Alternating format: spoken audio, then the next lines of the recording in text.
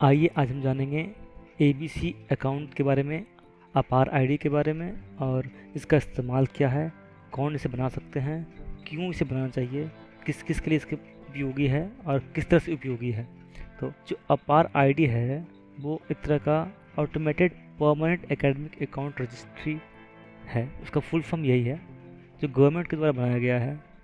इसका main purpose ये है कि आप हर स्टूडेंट का एक यूनिक आईडी होगा, जैसे आधार कार्ड या आभा कार्ड होता है वैसे ही।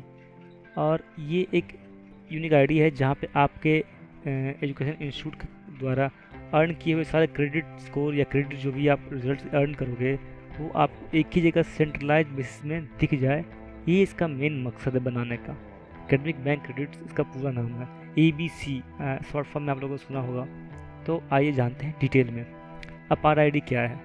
ठीक है, जब आप ABC में अकाउंट बनाइएगा तो उससे आपको एक अपार आईडी जनरेट होगी।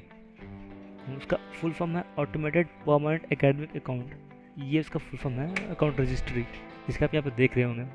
ये डिटेल्स आपको abc.gov.in पे पूरी डिटेल में मिल जाएगा। अगर आप चाहें तो खुद खोल के पढ़ भी सकते हैं, और अगर यहाँ पे आपके पास अवेलेबल है तो ये FAQ देख ही सकते हैं। मैंने ये FAQ वहीं से बनाया है। न्यू एजुकेशन पॉलिसी के तहत इसका निर्माण किया गया है, इसे बनाया गया है।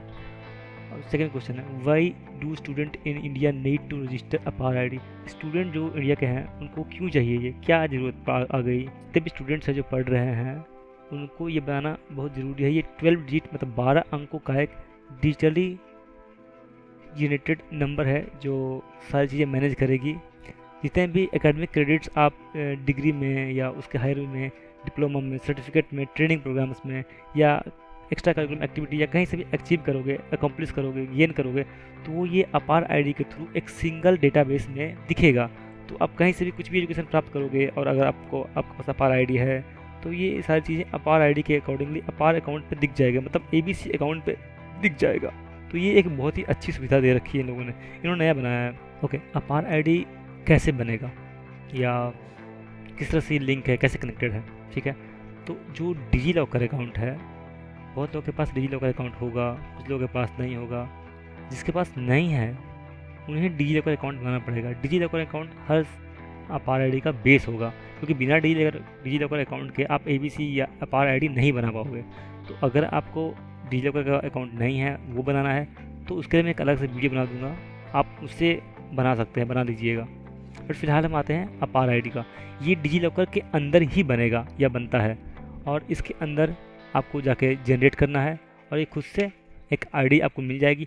और यही आईडी आपको आपके इंस्टीट्यूशन या जहाँ भी आप पढ़ रहे होंगे वहाँ पे इवेंचुअली देना पड़ेगा। ज़रूरी नहीं कि अभी दें या बाद में दें, वो कभी ना कभी मांगेंगे, और वो जब मांगेंगे ये आपको देना पड़ेगा और आप दीजिएगा। उसके बाद ये उस नंबर के थ्रू आपके जितने भी एकेडमिक क्रेडिट्स अर्न किए गए हैं, कमाए गए हैं, आपके पास जितने भी एकेडमिक क्रेडिट होंगे वो आपको लिंक कर दिया जाएगा, और आपका सारा जितना भी एकेडमिक क्रेडिट्स अभी तक आपने गेन किया है वो सब एक ही साथ एक ही जगह दिख जाएगा।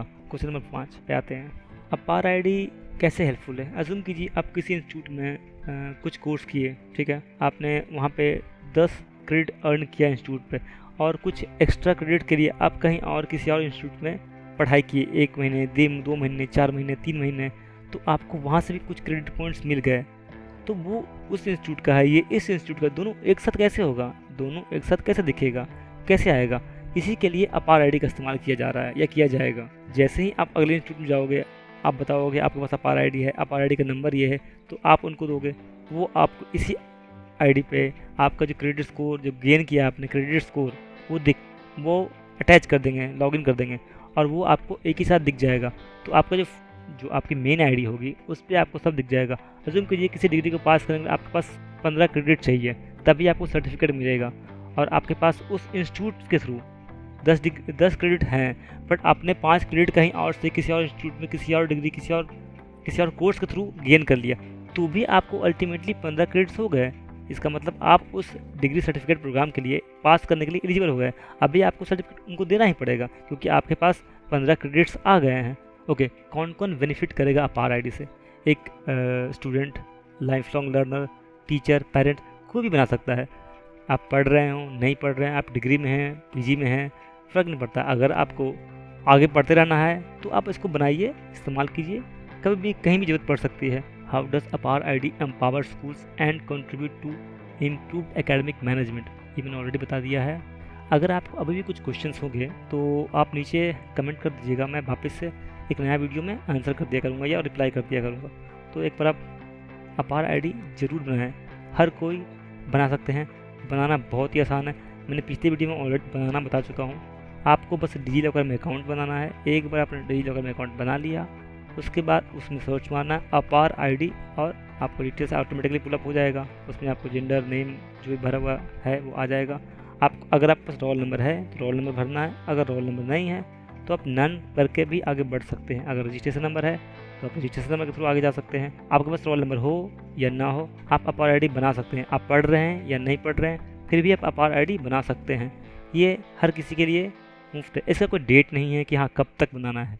बट अगर आपको पता है, आप जानते हैं, तो जल्दी से बना लीजिए, बेहतर होगा।